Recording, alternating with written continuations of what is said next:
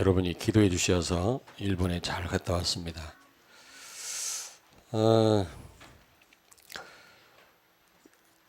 일본에 가니까 영적으로 느껴지는데 워낙 우상이 많잖아요. 그래서 영적으로 너무너무 혼탁한 데다가 항상 지진의 어떤 위험이 있잖아요. 지진. 그러니까 아주 체념하고 사는 것 같더라고요. 일본 사람들이. 거기에다가 후쿠시마 중심으로 지금 방사능 때문에 쉬쉬하고 있지만 심각하다고 그래요. 지금.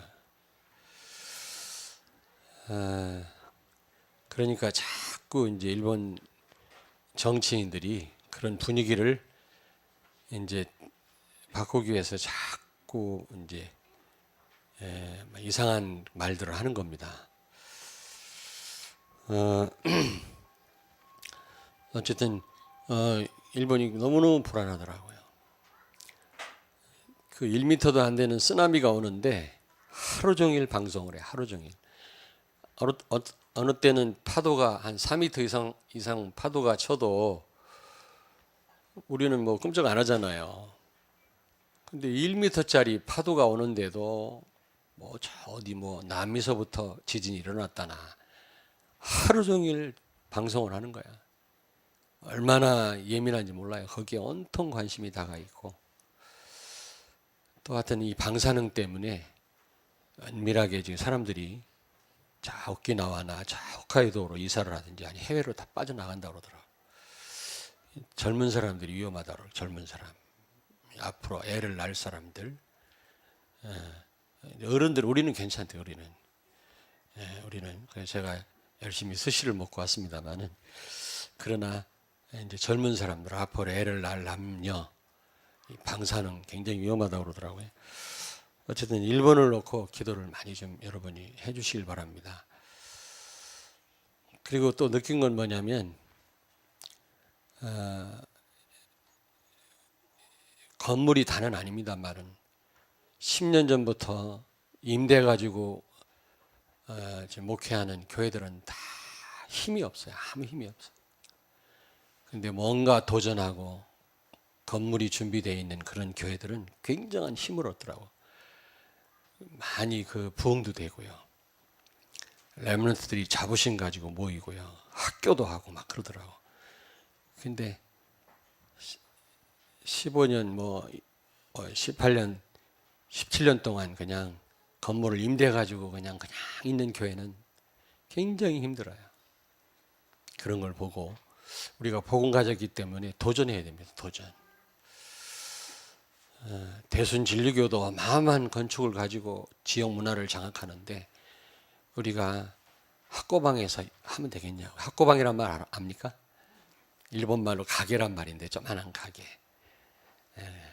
그건 아니잖아요. 요번에 제가 하여튼 뭐 국철을 타고 지하철을 타고 신간선을 타고 찾아다니느라 가지고 그냥 지금 머리가 아파. 머리가 긴장해가지고요. 누가 끝까지 데려다 주는 게 아니거든. 여기까지만 나와서 대충 가르쳐주고 잘 가라고 하니까 긴장해가지고 가야 되는 거. 한 번에 가면 또 괜찮은데 가다가 내려서 또 호물 바꿔 타고 또 가다가 또 바꿔 타고. 여러분들 같은 갈 수 있을 것 같아? 가다가 잘못하지. 잘못하면 이제 보통 골치 아픈 게 아니라 이게. 어쨌든 그러나 선교사님들이 하나가 되어서 계속 캠프를 하고 있더라고요. 열매도 많고요. 소망은 있더라고요. 여러분들이 계속 기도해 주시고, 또 어떤 선교사님은 암에 걸려서 굉장히 힘들었는데 지금 많이 이제 회복이 됐는데 그분 하는 말이 다 배설물이라는 거예요. 다 배설물, 다 필요 없다. 다 필요 없다. 동기 가질 필요도 없고 욕심 부릴 필요도 없고 우리가 다 필요 없다. 하나님 오라 하는 날까지 복음 전해야 된다.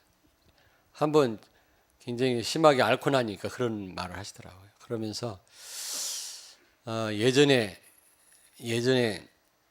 그 입에 단 음식을 많이 먹었잖아요. 그게 몸에 좋은 게 하나도 없다는 거예요. 입에 단 음식은 몸에 해롭다는 거예요.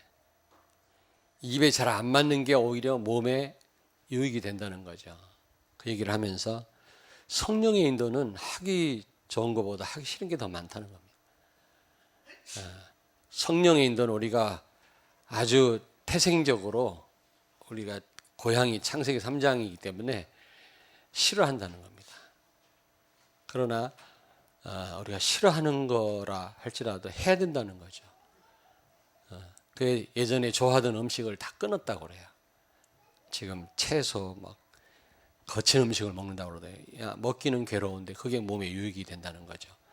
성도들이 너무 편안하고 그냥 좋은 게 좋은 거라고 그런 삶을 사는데 그게 결국에 나중에는 엄청난 문제가 온다는 거지.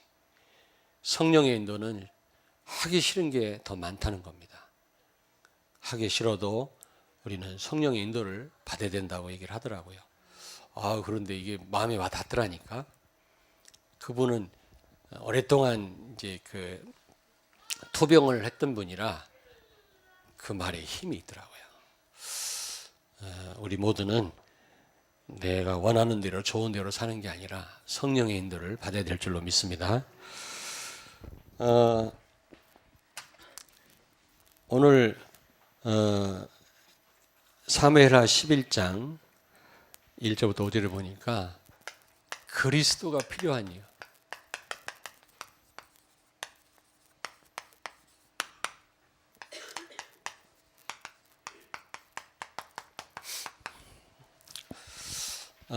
이런 제목으로 같이 은혜를 나누고자 합니다.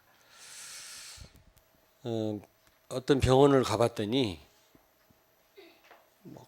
음식을 코로 이렇게 죽을 코로 집어넣더라고. 왜냐하면 먹을 수가 없으니까. 그리고 계속 링겔을 맞고 있더라고요. 저는 그걸 가만히 보면서 우리는 생명과 함께 우리는 구원받는 순간 능력을 하나님께로부터 받았는데 살아있으나 저렇게 링겔 맞고 누워있는 사람처럼 우리는 아무 힘이 없는 삶을 살고 있는 건 아닌가. 생명을 얻고 한참 있다가 능력을 하나님 주시는 게 아니라 우리는 구원받을 때 생명과 함께 우리에게 능력을 주셨어요. 그런데 많은 그리스도인들이 너무나 무기력한 삶을 사는 거 있죠. 마치 링겔 맞고서 그 소망이 없이 누워있는 그 환자처럼 그런 삶이 아닐까. 그래서 우리 사랑하는 성도님들은 살아있으나 아무런 역할 못하는 그런 그리스도인이 아니라 정말 현장을 변화시키고 응답을 받고 하나님의 소원을 이루는 그런 능력을 체험하는 삶이 있게 되기를 바랍니다. 그래야 되지 않겠냐. 그러려면 우리가 두 가지를 꼭 기억해야 돼요. 생명과 함께 능력을 우리가 하나님께로부터 부여받았다면 능력 있는 삶을 살아야 되거든요. 하나님의 능력을 체험하는 삶을 살아야 되거든요. 그러려면 우리가 두 가지 꼭 알아야 될 게 있습니다. 왜 그리스도가 필요한지,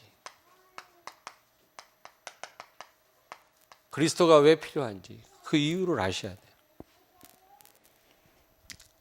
그리스도가 우리가 좋아서 우리가 말씀 붙잡습니다만은 그러나 단순히 좋은 걸로만 끝나면 안 되고 정말 그리스도가 필요한 이유 우리가 알아야 됩니다. 그리고 왜 그리스도가 강조돼야 되는지 강단에서 어쨌든 그리스도가 계속 강조되잖아요. 왜 그리스도가 강조돼야만 하는지 그 이유를 여러분이 명확하게 아셔야만 정말 응답을 받고 생명과 함께 능력을 체험하는 그런 삶을 살 수 있으리라고 생각이 됩니다. 그러면 오늘 말씀에 비추어서 왜 그리스도가 필요한지, 왜 그리스도가 계속 강조돼야만 하는지에 대해서 말씀을 드리려고 합니다. 오늘 정말 답을 얻으시고 가시기를 바랍니다. 무엇보다 예수가 그리스도라는 사실을 다시 한번 여러분 확인하셔야 돼요. 우리 알고 있죠. 알고 있는데 정말 예수가 그리스도냐? 결론을 우리가 진짜 내려야 됩니다. 예수 그리스도는 왕으로 오셔서 사단을 완전히 박살낸 분이십니다. 요한일서 3장 8절 하나님의 아들 예수가 나타나신 것은 마귀의 일을 멸하려 하심이니라. 흑암 세력을 완전히 꺾으셨거든요. 그리고 제사장으로 오셔서 죄 문제를 하나님 떠난 죄. 여러분 죄를 범해서 죄인 되는 게 아니라 죄인이기 때문에 죄를 범하는 겁니다. 본래 우리 인생은 죄인이었습니다. 그래서 죄를 범할 수밖에 없는 거죠. 범죄해서 죄인 되는 게 아니에요. 사람들은 그렇게 합니다. 그렇지 않습니다. 죄인이기 때문에 죄를 범하는 것입니다. 근데 이 죄는 원죄는 우리 힘으로 해결할 수 없죠. 예수님이 제사장으로 오셔서 십자가에서 대신 죽으심으로 완전히 해결하신 겁니다. 아멘. 우리 과거, 현재, 미래 모든 죄가 해결된 것이죠. 그리고 그래서 하나님 떠나 지옥 갈 수밖에 없는 우리를 요한계시록 14장 10절 한 번 죽는 것은 누구에게나 정해진 거지만 그걸 끝나는 게 아니라 그 후에 심판이 있다고 그랬잖아요. 그런데 이 지옥 가는 문제는 우리가 해결할 수 없죠. 예수님이 선지자로 오셔서 지옥 가는 문제를 영원히 해결하신 줄로 믿습니다. 그러므로 예수가 그리스도란 말은 다 알고 계시지만은 모든 문제 해결자다. 그분이 지금 성령으로 우리와 함께 계십니다. 근데 베드로가 마태복음 16장 16절에 이 고백을 했어요. 근데 이 고백을 했지만 이 고백한 자에게 주시고 막 약속한 그 축복을 바로 못 누렸거든. 왜 그랬을까요? 베드로가 언제 응답받았죠? 응답의 시간표가 있습니다.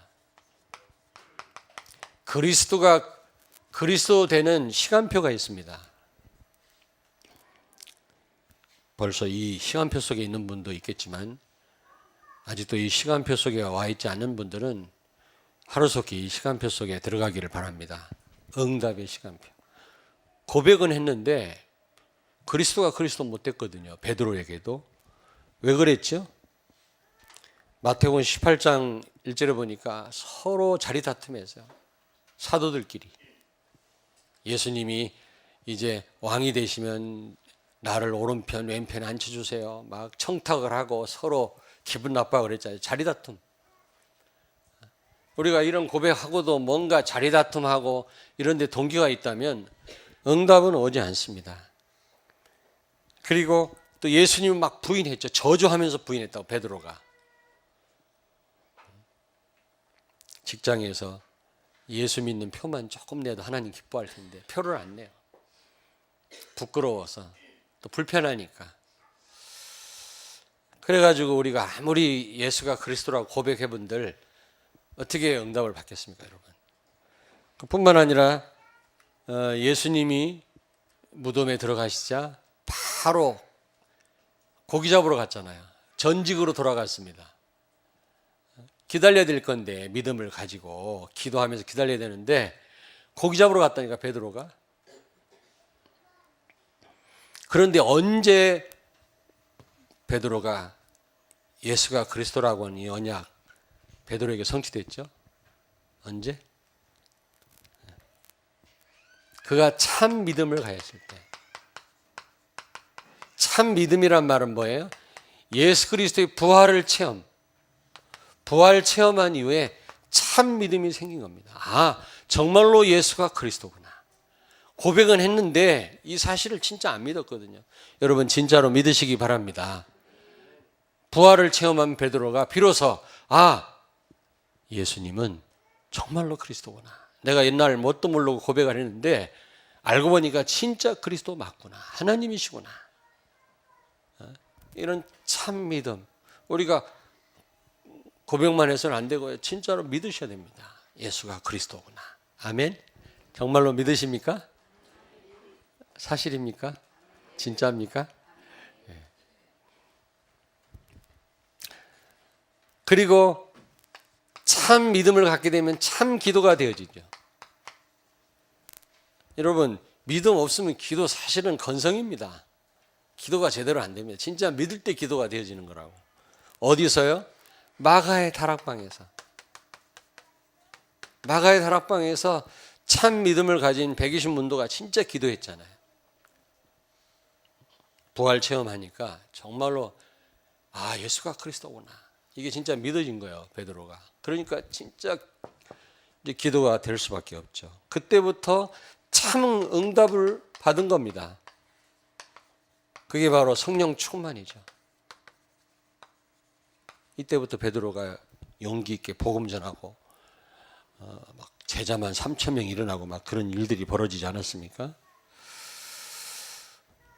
여러분, 여러분에게도 이런 응답의 시간표가 오게 되길 주의 이름으로 축원합니다. 이미 이 속에 있다면 감사할 일이고요. 예수가 그리스도라는 사실을 알고 고백은 하는데 아직 응답 못 받고 있는 분들이 있더라고요. 일본에서 이런 얘기를 많이 했어요. 왜 그리스도 안 되냐? 복음은 하나님이 하시는 건데 특징이 하나님이 하시면 안 될 게 있냐? 뭔가 지금 복음이 아니기 때문에 안 되는 거 아니냐? 여러 가지 이유가 있겠습니다. 우리가 진짜 믿을 때 참된 기도가 되어지고 참된 응답이 오는 것입니다. 여러분에게 그리스도가 그리스도 되길 바랍니다. 아멘. 근데 무엇보다 이거와 함께 그리스도가 필요한 이유를 아셔야 돼요. 우리가 참 믿음을 가지고 이제 진정한 기도가 되어지고 응답 받는 것도 중요한데 무엇보다 우리가 계속해서 응답 받으려면 그리스도가 왜 필요하냐? 그리스도가 왜 강조돼야 되냐? 이걸 알아야 돼요. 저는 오늘 본문 말씀을 묵상하면서 이래서 그리스도가 필요하구나. 그런 생각이 들더라고요. 우리가 구원받았지만 끊임없이 사단은 공격합니다. 그러므로 우리에게는 계속해서 그리스도가 필요합니다. 우리가 마귀로부터 해방은 됐지만 마귀는 우리가 하나님 나라 천국 갈 때까지 끊임없이 우리를 공격합니다. 오늘 여기 보니까 시편 51편 17절 우리 한번 찾아서 읽을까요? 시편 51편 17절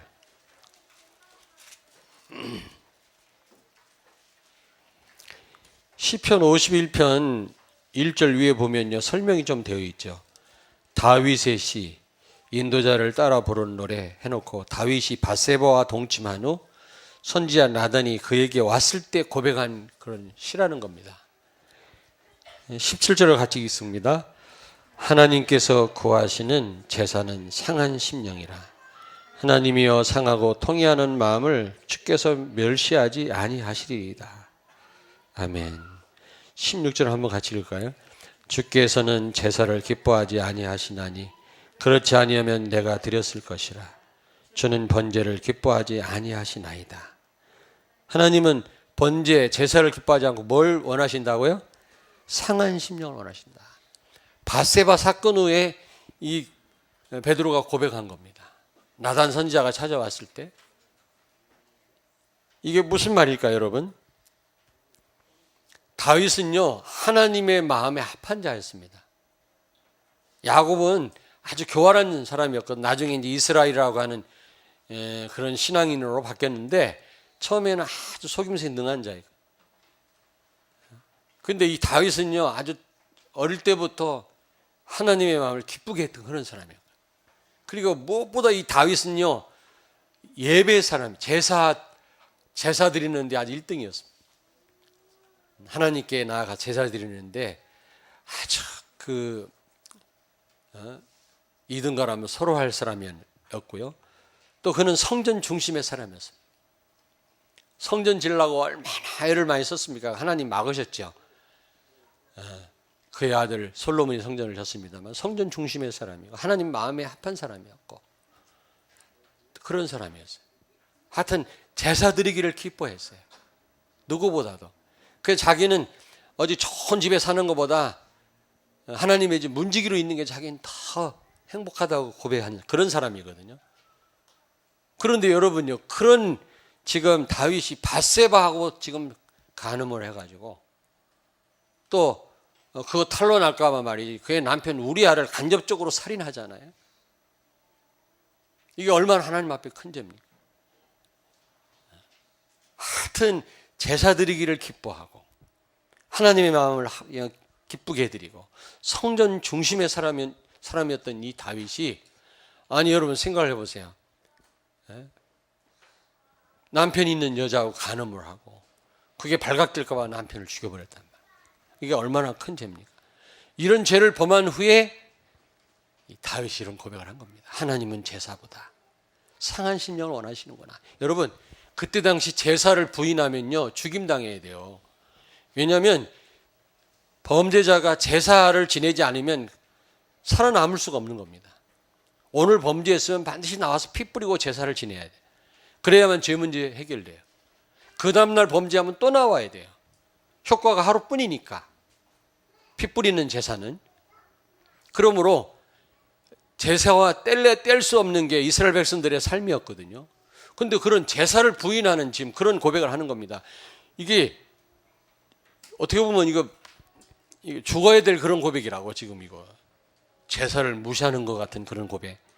근데 그렇잖아. 이게 무슨 뜻이냐. 아무리 내가 제사를 드리고 예배를 드리고 성전 중심이라 할지라도 내 힘으로는 안 되는구나.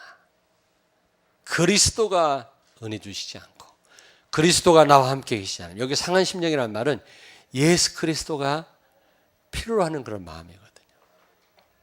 예수 그리스도가 나를 돕지 않으면 나는 아무것도 할 수 없다는 그 고백이에요. 무슨 말씀인지 이해됩니까, 여러분? 그동안 제사 뭐 잘 드리면 되는 줄 알았어요. 예배 잘 드리면 되는 줄 알았어요. 자기 할 일 하면 되는 줄 알았어요. 그것 갖고 안 돼요. 그리스도께서 자기를 도우시지 않으면, 간섭하시지 않으면, 은혜 주시지 않으면, 그리스도 대신 예수님이 나와 함께 하시지 아니하면 아무것도 할 수 없다라는 걸 아는 거예요. 여러분, 사단의 공격을, 사단이 얼마나 무서운 존재인 줄 안다면 끊임없이 우는 사자처럼 공격할 자를 찾아다닌다는 걸 안다면 우리는 순간순간 그리스도가 필요한 줄로 믿습니다. 정말 사단의 역사를 안다면 우리가 그리스도 바라볼 수밖에 없는 겁니다. 그리고 이 죄가 얼마나 여러분 무서운지요. 죄의 심각성을 안다면 여러분 그리스도가 필요할 수밖에 없죠. 우리가 은밀한 중에 그리스도를 누린다면, 여러분 은밀한 중에 그리스도를 누린다면 은밀한 은혜를 받을 것입니다. 아무도 없는 곳에서 은밀한 가운데 그리스도를 못 누리면 은밀한 죄를 범하고 있다는 사실 기억해야 돼요. 정말이에요. 언제 우리가 범죄에 빠졌느냐? 은밀한 가운데, 아무도 없을 때, 나 혼자 있을 때 생각으로 행동으로 범죄하거든요. 그리스도 안 누리면 은밀한 가운데 우리는 범죄한다는 사실 기억해야 돼요. 그러나 은밀한 가운데 그리스도 누리는 자는 은밀한 하나님의 은혜를 받게 될 줄로 믿습니다. 이 죄가요 얼마나 무서운지 아셔야 돼요. 죄. 사단이 언제 공격합니까? 다윗이 맨날 전쟁 나갈 때는 정신이 없었어요. 전쟁하느라고 하나님 앞에 기도하고 엎드리고 묻고 나가서 싸우고 그랬는데 이제 어느 정도 이제 영토가 확장이 되니까 부하들만 내보내고 자기는 이제 궁궐에서 편하게 늦잠 자고 쉬다 보니까 영적인 긴장이 없어지다 보니까 이런 죄를 범하게 되는 거예요. 늦잠을 자고 그냥 한 12시쯤 일어나가지고 기지개를 펴다가 저 밑에 어떤 여자가 목욕하고 있거든. 그게 보였나 봐. 이렇게 데리고 와라. 그래가지고 동침하지 않습니까? 그러니까 사람이 어려울 때도 우리가 죄에 빠지기 쉽고 사단이 공격하기 하기 쉽지만은, 그러나 여러분 우리가 너무 이게 편안할 때, 영적인 긴장이 없어질 때 흑암이 역사한다는 사실 기억하셔야 돼요. 그 63빌딩 수족관 가보셨죠? 옥토퍼스라 큰 문어 있잖아요. 가보셨어요? 네. 상어도 있고요. 그 상어가 이런 작은 물고기 안 잡아먹냐 물어봤어요. 그랬더니 저걸 넣어놔야 고기가 수명이 오래 간대. 안 잡혀 먹으려고 막 긴장하다 보면 고기가 싱싱하게 오래 간다니. 무슨 얘기인지 알겠죠? 그래서 수족관에 일부러 그런 걸 물론 사람이 보게끔 넣어놨지만 그런 또 효과도 있다고 그러더라고요. 여러분 영적 긴장이 필요합니다. 너무 편안한 게 좋은 게 아니에요, 여러분. 죽어도 아멘은 안 하시네. 어쨌든 평안하면 좋습니까? 평안하시길 바랍니다. 바울이 로마서 7장 한번 찾아보겠습니다. 로마서 7장 22절에서 25절. 로마서 7장 22절에서 25절을 우리 같이 한번 읽겠습니다. 바울이 뭐라고 탄식을 했죠? 로마서 7장 22절에서 25절을 같이 읽겠습니다. 249페이지입니다. 내 속사람으로는 하나님의 법을 즐거워하되 내 지체 속에서 다 하는 법이 내 마음의 법과 싸워 내 지체 속에 있는 죄의 법으로 나를 사로잡는 것을 보는도다. 오라 나는 곤고한 사람이로다. 이 사망의 몸에서 누가 나를 건져내랴? 우리 주 예수 그리스도로 말미암아 하나님께 감사하리로다. 그런즉 내 자신이 마음으로는 하나님의 법을 육신으로는 죄의 법을 섬기노라. 아멘. 오라 나는 곤고한 사람이로다. 이 사망의 몸에서 누가 나를 건져내랴?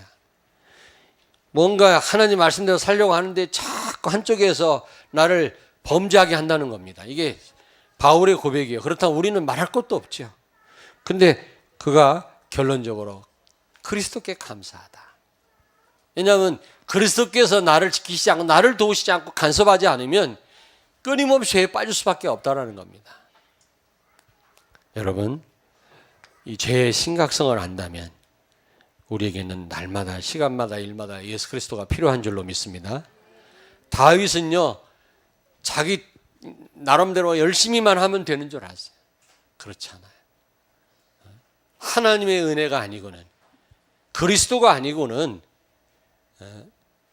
자기가 승리할 수 없다라는 거, 사단을 이길 수 없다라는 거, 바세바 사건을 통해서 절감한 거 있죠. 아멘. 옆에 있는 분한테 축복하세요. 하나님의 은혜가 필요합니다. 하나님 은혜가 뭡니까? 은혜가 곧 그리스도예요. 그리스도가 우리에게 필요한 한 줄로 믿습니다. 그리스도가 아니고는 살 수 없다니까요.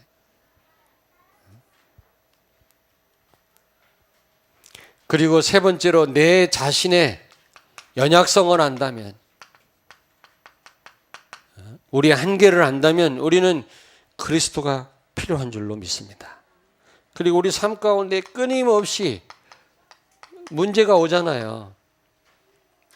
우리 이 문제를 넘어서려면 우리 힘으로는 안 돼요. 예수님 말씀에 요한복음 15장 5절에 너희가 나를 떠나서는 아무것도 할 수 없느니라. 특별히 문제 왔을 때 그리스도가 아니고는 그걸 넘어설 수가 없는 겁니다. 우리 힘으로는 안 돼요. 얼마나 문제가 많은지 몰라. 우리 산단 자체가 이게 문제라 이게. 죽어야만 문제가 끝나는 것 같아요. 그리고 우리는 누구로 사는 자들이다? 그리스도로 사는 자들이다. 갈라디아서 2장 20절. 이제 내가 사는 것이 아니요 내 안에 그리스도께서 사시는 것이라. 이제는 나는 죽었고 내 안에 그리스도께서 내 대신 내 삶을 사는 줄로 믿습니다. 그리스도로 사는 자들이기 때문에 우리는 내가 내 인생 사는 게 아닙니다. 그리스도께서 내 인생을 살기 때문에 이제는 내 어떤 방법, 내 노력, 내 수고 필요 없습니다. 그리스도가 필요합니다. 아멘. 자, 그래서요, 우리는 어떻게 해야 되겠냐? 우리는 어떻게 해야 되겠냐? 요한복음 6장 28절 29절 제가 늘 인용하는 구절이죠. 하나님의 일은 예수 그리스도를 믿는 것이니라. 여러분, 우리는 다른 일로 분주해서는 안 되고요. 예수 그리스도를 알고 믿는 일에 우리는 올인해야 될 줄로 믿습니다. 왜냐하면 그리스도가 아니면 안 되기 때문에 예수님은요 말씀하기를 하나님의 일은 예수 그리스도를 믿는 거다. 하나님이 보내신 자 예수 그리스도를 믿는 거다. 이게 하나님의 일입니다. 이게 최우선해야 될 일입니다. 그리스도를 믿는 거, 그리스도를 아는 거. 그리스도가 여러분 왜 필요한지 아셨다면 그리스도 아는 일에 올인해야 될 줄로 믿습니다. 거기에 우리가 최우선해야 돼요. 그러면 틀림없이 승리하게 되어 있습니다. 빌립보서 3장 1절, 내가 같은 말 쓰는 것이 나에게는 편하고 너에게는 수고로움이 덜하고 너에게 유익하다고 바울이 그랬잖아요. 빌립보 교회 교인들에게 내가 같은 말 쓰는 것이 너에게는 유익이고 나에게는 수고가 덜한다고 그랬잖아요. 그게 무슨 말이죠? 같은 말이 뭐예요? 복음. 계속 어떻게 보면 반복으로 들려줄 수 있겠습니다만은 하나님의 나라는 늘 새로운 줄로 믿습니다. 한 것이 없어요. 하나님 나라는요. 늘 새롭습니다. 성령의 역사는 어제의 역사하고 오늘하고 또 다르잖아요. 똑같은 말씀이 아니에요. 지난주 말씀, 오늘 말씀 또 다른 거예요. 여러분 앉으신 위치도 다르잖아 지금. 근데 꼭 앉는 자리만 앉더라고. 이게 참. 그래 아무리 여러분 앉는 자리에 앉으셔도 몇 센치는 틀릴 거 아니야. 그러니까 지난주하고 다르다니까. 똑같은 말씀이 아니에요. 그러니까 바울이 늘 같은 말을 썼단 말은 복음만 말했단 말이에요. 이게 너에게는 유익이다. 그러니까 그리스도 선포되는 강단.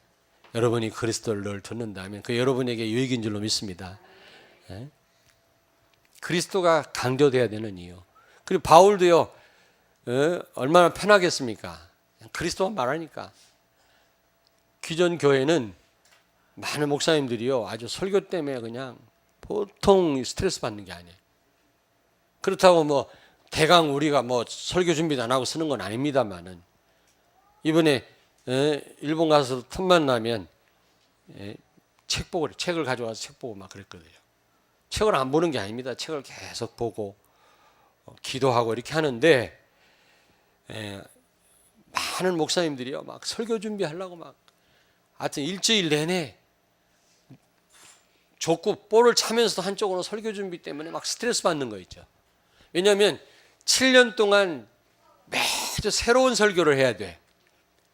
7년 안에 똑같은 설교하면 들켜. 7년 지나면 잊어버린다네. 이 뇌가. 근데 7년 안에 하면 다 안 돼요. 저거 언제 했던 거 또 한다고. 근데 우리는 그럴 필요 있다 없다? 없어요. 그냥 또 하고 또 하고 예수가 그리스도 또 하고. 그런데 질린 분 손 들어보세요. 질리지 않죠. 복음 깨달은 사람은 질리지 않습니다. 들으면 들을수록 진짜 오리지널 한국 사람은 된장찌개 먹어도 맛있어요. 한국 사람 아닌 사람이 지겹지 어느 날. 복음 이해 못한 사람 어느 날 반복으로 들려지고요. 또 저런 얘기 하나 그렇지. 복음 진짜 깨달은 사람은 늘 새롭습니다. 복음이 왜 강조돼야 되는지 아시겠죠? 같은 말을 쓰는 것이 너에게는 유익이다 그랬어요. 아멘.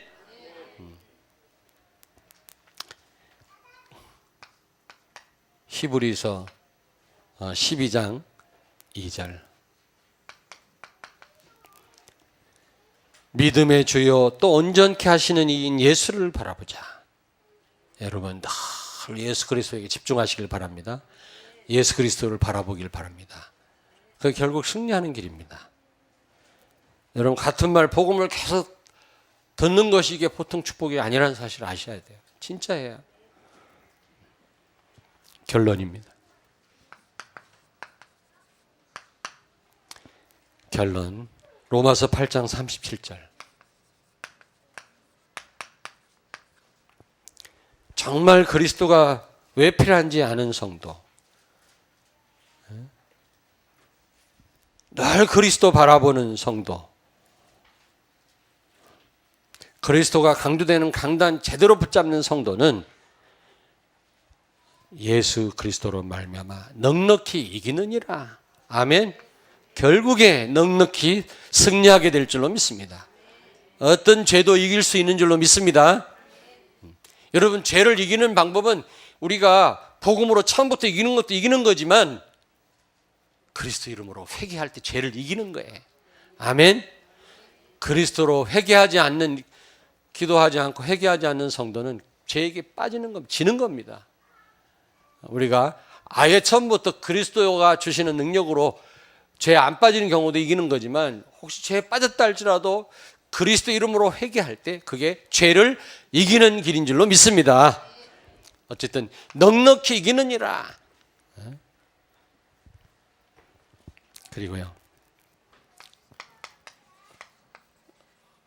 복음이 계속 각인됩니다. 복음이 각인되면 결정적인 순간 복음이 나옵니다. 결국에는 승리하게 돼 있어요. 응답받게 돼 있어요. 아멘. 아무튼 오늘 이 바세바 사건을 통해서 다윗이 깨달은 거야. 예배만 잘 드리고 자기 편에서 그냥 성전 중심이고 자기만 잘하면 되는 줄 알았는데 그게 아니에요. 하나님이 도우시지 않으면 안 된다는 사실을 알았어요. 자기 편에서만 해갖고는 안 된다는 걸 알았어요. 하나님이 은혜 주시지 않으면, 그리스도께서 함께 하시지 않으면 안 된다는 사실을 알았어요. 그래서 하나님은 제사보다 상한 심령이라고 하는 이런, 그걸 원하신다고 하는 이런 굉장한 고백을 한 것입니다. 여러분, 우리가 물론 바로 하고 최선을 다하고 잘 해야 되겠습니다만 그것 갖고 되는 게 아니다. 예수 그리스도 바라볼 때, 그리스도와 함께 할 때 승리할 줄로 믿습니다. 아멘. 기도하시겠습니다. 하나님 아버지, 은혜를 감사합니다. 한순간도 그리스도 없이는 살 수 없는 존재임을 진정으로 고백합니다. 우리 렘넌트나 우리 모든 성도님들이 24시간 그리스도를 바라보게 하시고 그리스도와 동행하는 삶을 살게 해 주시옵소서. 특별히 아무도 없을 때, 나 혼자 있을 때 은밀한 가운데 그리스도를 누리게 해 주시옵소서. 예수님 거룩하신 이름으로 기도하옵나이다. 아멘.